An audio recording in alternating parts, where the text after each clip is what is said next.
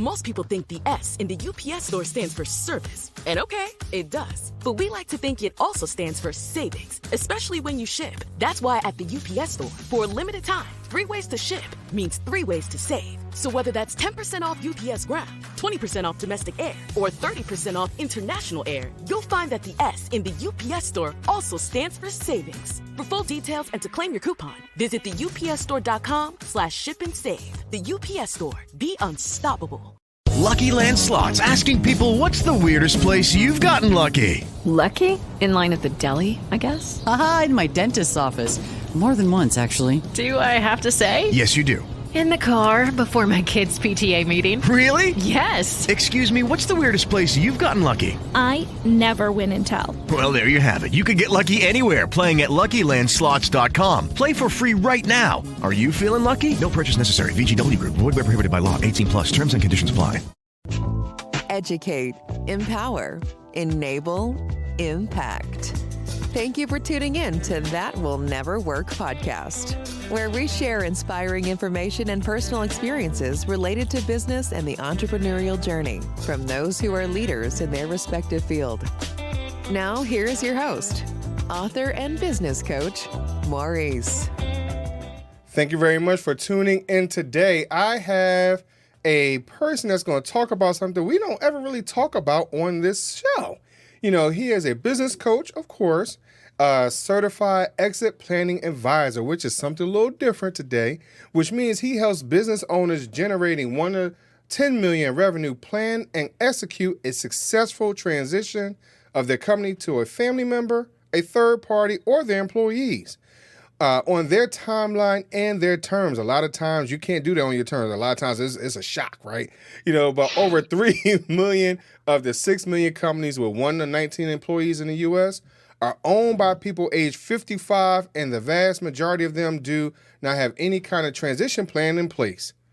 Working with him he will help you get 2 ways: a huge reduction in stress and a significant increase in the value of your company, which all of us are looking for, especially when we're trying to come out of it. We want to make sure we have that nest egg that lasts us at least 5 years. So this gentleman will help us do that, and maybe we'll get into that. If not, of course, his information will be in the show notes. Thank y'all very much for listening today. I have Lynn. Lynn, thank you very much for coming on the show. Maurice, great to be here. I appreciate the invite. Oh, sure, no problem. So as I stated in the bio, you know, we're talking about exit strategies, and a lot of us entrepreneurs, you know, whether we're 12 years in like myself or people I've been dealing with that's been 30 years in, maybe even those of us that's only been 1 year in, we have not considered our exit strategy. Why is that even important? It's super important because having an exit strategy really sets what you're doing today. Mm-hmm. So even if you think your exit is 20 years from now, mm-hmm. you should think about where you want to end up and then build back from that to figure out what you want to do today, tomorrow, to get ready for it. Again, even if it's a long way off. And I think a lot of people don't get ready for it. Mm-hmm. They don't think about it because they just, their head's down and they don't want to think about what's next. But it's really important to do because I don't know of any business owner that's run their business forever. Mm-hmm, so there will be a day when you're not running your business anymore. So as I stated, some of us that are still relatively young in our business, right? We don't consider that. And I've heard at one time that we need to almost consider the exit strategy as soon as we even try to incorporate idea, so because it's that important. So is that something that you encourage someone to even consider as soon as they trying to even just start their organization? I do. I am trying to tell prospects and clients that exit strategy equals business strategy. Mm-hmm. They're really one and the same thing. Mm-hmm. So I encourage everybody right at the beginning to think about, you know what? I think 5 years from now, I want to be out of this business and I want to sell it for $10 million or whatever the number is. And what that does is ground you and give you a goal to shoot for. Mm-hmm. But now everything you do should work toward that. And it can change, but you should have that plan from the beginning. So what have you come across as the 5 reasons why business owners don't plan for this or create this exit strategy? Because I know that's not one of the first things that's on my mind. Well, there are a few. So one of the big reasons that people don't put an exit strategy in place is they think it's too complicated. And look, there are some pieces to it that you need to think about. You need more than yourself, typically. I think about exit planning as a 3-legged stool. There's a personal side to it, which is, what am I going to do after this, right? What's my next great thing? You need to be thinking about that early. The second piece is the personal financial side. What do I want out of this business, right? From a personal financial perspective. And then the third piece is the business side, right? And so that's, how do I build this thing so that it has great value when I'm ready to move on? And so you need other people. You need accountants. You need financial planners. You need lawyers to do some of these things. So I think that freaks people out. So that's one big reason, is they don't do exit planning early enough. A second reason that they don't do it is they think they want to run this business forever. And they can't imagine a scenario where they're not running it. Well, Maurice, I just want to share one stat with you, and it's kind of a terrifying stat, is that fully 50% of the businesses in the United States transition involuntarily. That means it's the owner didn't intend to sell. And there are 5 big reasons for that. We call them the 5 Ds. Death, disability, distress, disagreements, and divorce. And so those things happen in about half the cases. And if you have a plan, an exit strategy, they still happen, right? But it reduces the trauma level. If you've got a plan in place for if something happens to you as the business owner, the business can continue. So even though you don't want to ever think about leaving, you really need to, because those things happen, right? And they happen to young people, they happen to old people, and every place in between. But I think that's one reason. The third, I'll stick to 3 reasons. The third reason is that a lot of business owners have no independence from their company. They are their company. And that's great, because you want passion and you want them to, you want them to believe. The problem is, if there is no independence, that business is unsaleable. So you can't teach somebody else how to run that business. If you don't have people around you who understand how the business works, you can't sell it, because what is somebody buying? They're not buying you, right? They're buying a business that is an ongoing concern. So I think that is really my biggest reason why business owners don't do planning, is because they're so wrapped up in it. But it's the biggest reason that their company won't sell unless they get to a point where they can distance themselves from it. One of the words that come to mind, which is a few, which you're talking about, which is forecasting. A lot of us don't plan for a whole lot of different reasons, and we're talking about exit strategy. For a lot of us don't have our finances together correctly. We don't understand what's really going to take for us to get our name out there, how to manage our employees, things, let alone something as simple as it sounds, being this exit strategy. So how would you encourage someone to make sure that they have that on that list of forecasting? Because a lot of us don't have that. Yeah, so forecasting is important, but the one thing I want to make really clear is that putting together an exit strategy isn't another activity. It's really focusing on the things that make your business great today, or will make your business great, right? So having great accounting is one of the crucial pieces when it comes time to transition out of your company. If you don't have good financials, that will kill more deals than just about anything else. Another component to it is being able to know what metrics drive your business. And those are backward-looking metrics and forward-looking metrics. So this is the case where, I know that my gross margin is this, and maybe my expense ratios are that, but being able to forecast in the future is incredibly important, because that's another piece when you go to sell your company. a lot of it is based on your past experience, but a big piece of it is this business going to continue to grow? And so you've got to be able to reliably predict what your business is going to be. So it's better to get good at that early on and be able to project. And you're not always going to be perfect, but as over time, you're going to get better.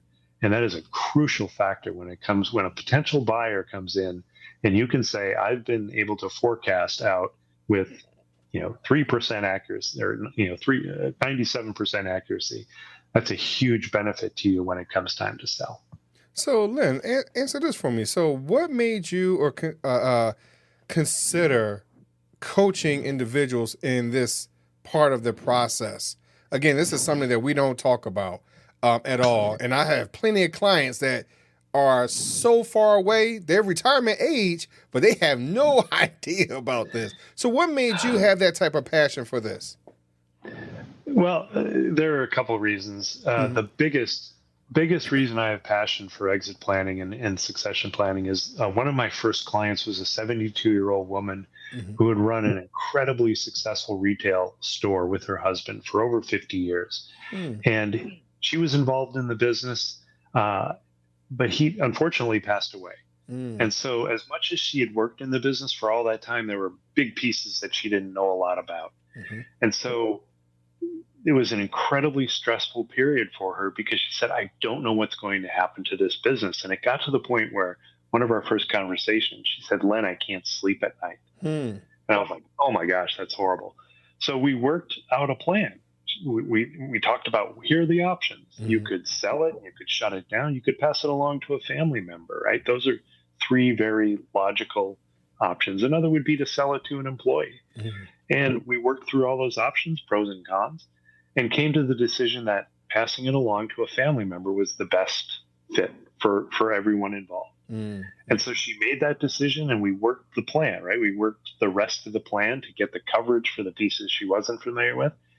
And now she called me and she said, Len, I can sleep at night. And I said, wow, I think I found my why. Right. So it was one of those early clients that really got me down this path. And then I did research and I found out that, 3 million of the 6 million businesses are owned by people older, right? And they're not well prepared. So that was my reasoning for focusing on this area. So, you've said it more than once, excuse me, and as a part of the D's, now you reiterated it again where this lady had not decided on how she's going to transition her company, whether it's going to be an employee or a family member, whatever it is. And a lot of times we hold on too tight. We don't allow anyone else in, because we don't trust anybody, especially when we have a vision for ourselves, where we want to go, where we need it to go. So we don't trust anybody. So how important is it for us to trust someone with our organization to even think about the exit strategy? It's incredibly important to build up a team of trusted advisors. Some of those people are going to be external. I talked about them earlier, accountants, lawyers, financial planners. But there absolutely needs to be one of two things internally. Either you have to have a team of people that you can trust to run certain parts of your business. And I'm going to talk about the benefits of that in a second. Or the second piece is that you just need to document everything, right? The biggest issue I run into with small business owners is that 90% of everything about the business is only in their head. You hinted at it earlier. So documenting exactly how your business works is super important. And it doesn't have to be boring like it used to be. It doesn't have to just be written documents. You can record short videos saying, this is how this works, right? 3-minute video can be really, really helpful. So let me get back to why it's great to have a trusted team. You can take a vacation. So funny story. I have a friend of mine who runs a business, a very successful business, but he's one of these guys who, it's really tight. He does everything. And I said, what happens when you go on vacation? How do you unwind? He says, I don't. I still have to manage the schedule. I still have to call everyone. And I said, that's not a winning solution. Again, you can't sell the business, and you're not going to get the value for it until you can figure out how to get that independence and get other people to do parts of it. So hopefully that was a good answer for you in terms of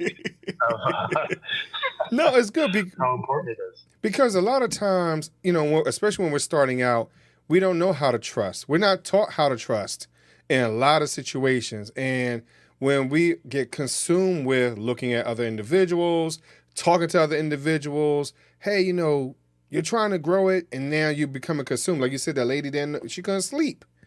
So now it's your baby. You're nursing it. You're feeding it. So you don't know how, just like regular kids, sometimes you just don't know how to let go.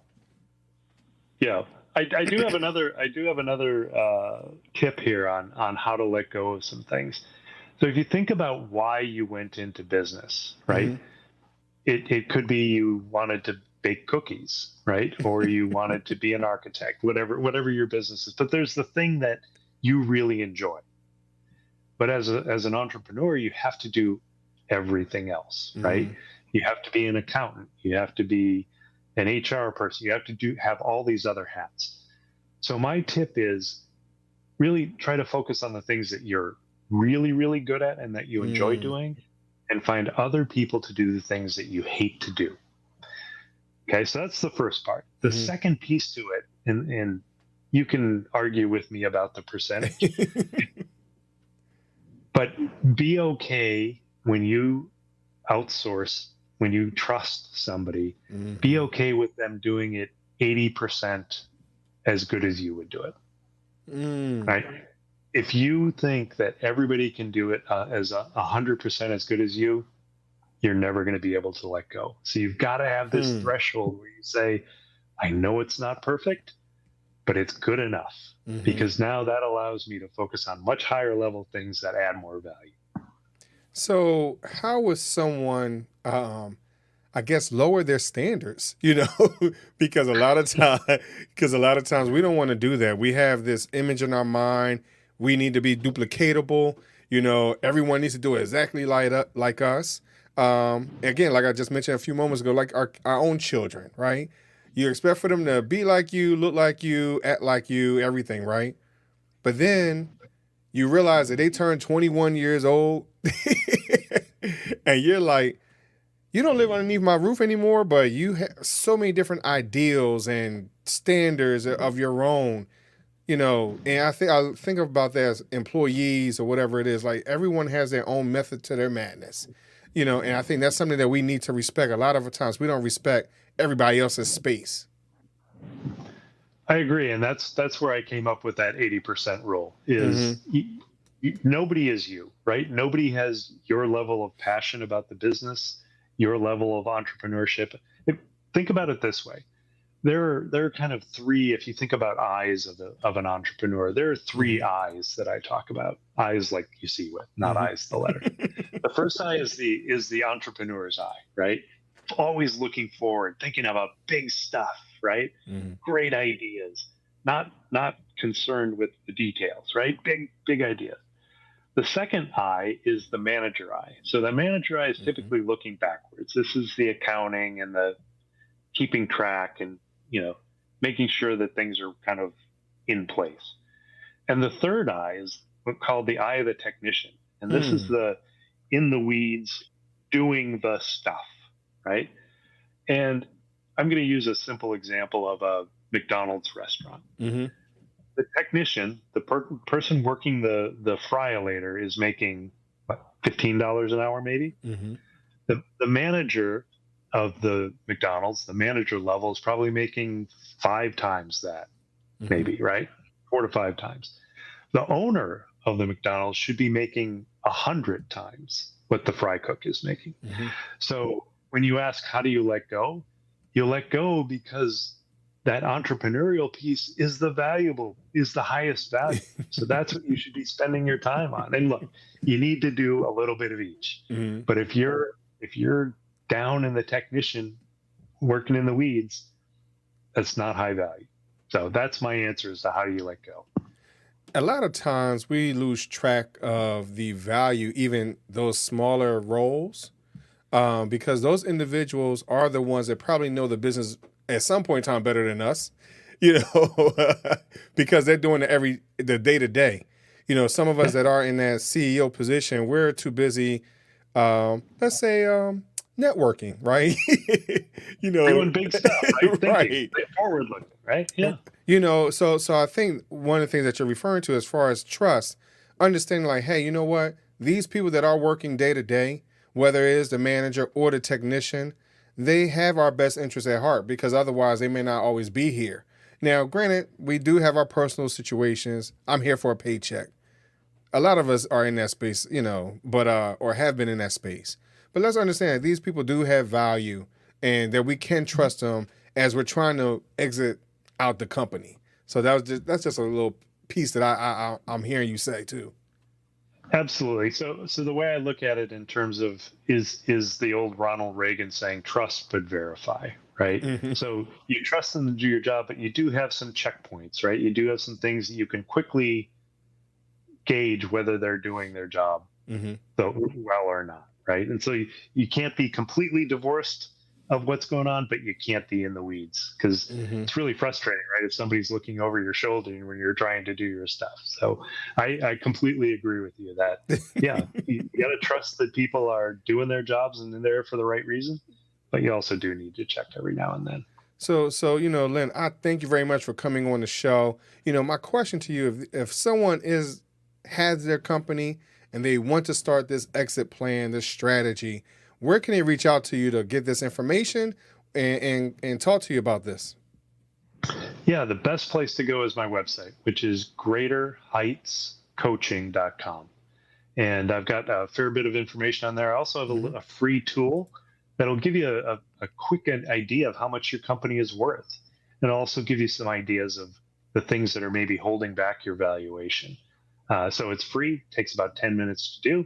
And that's a really great thing. If you just want to have a quick idea, you pick your industry, you enter your revenue and your income, and it'll generate a potential value for you. So greaterheightscoaching.com is where to go. All right, cool. I appreciate it, Lynn. I thank you very much for coming on. But as I spoke to you in the green room, you know, real quick, the question I ask everybody, which is the would you rather question. So would you rather choose 3 doors or a fork in the road? I'm going to go with I'd rather choose one of 3 doors. Really? Okay. And why is that? Why would you like to choose 3 doors? So I understand that it's potentially, you know, 1 out of 3, and all 3 may be good, right? So, but my philosophy in life is even things that on the surface look bad, always have a gift within them. So my take is whatever the option is, I'm going to make the best of that and learn how to learn from it and see it as a gift rather than a hindrance. You know, Lynn, I hear that and I think of glass half full versus half empty. And a lot of times we don't look at life like that. We have so many, you know, we look at the news or whatever it is and it just pulls us down. So we're kind of a half glass, you know, glass half empty mentality. So I appreciate that refreshing idea or thought that because there has to be something behind it that you could use. Exactly. And sometimes it's really hard to find the gift, you know, but it's there and you just have to find it. And I think that something that we don't use very often is our imagination, you know, and our understand what all the resources that are at our fingertips. We could do whatever we want with anything that's in our hand. I agree. You know, so yeah, but you know, Lynn, I thank you very much for coming on the show.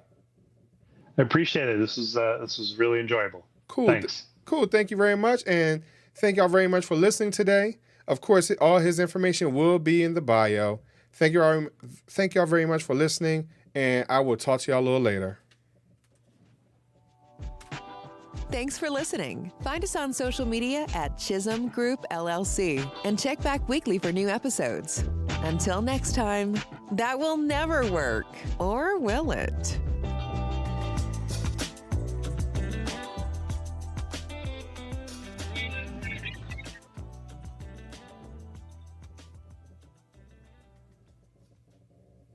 Hey there, it is Ryan Seacrest with you. Do you want to make this summer unforgettable? Join me at Chumba Casino. It's this summer's hottest online destination. They are rolling out the red carpet with an amazing welcome offer just for you. So don't wait. Dive in now and play hundreds of social casino games for free.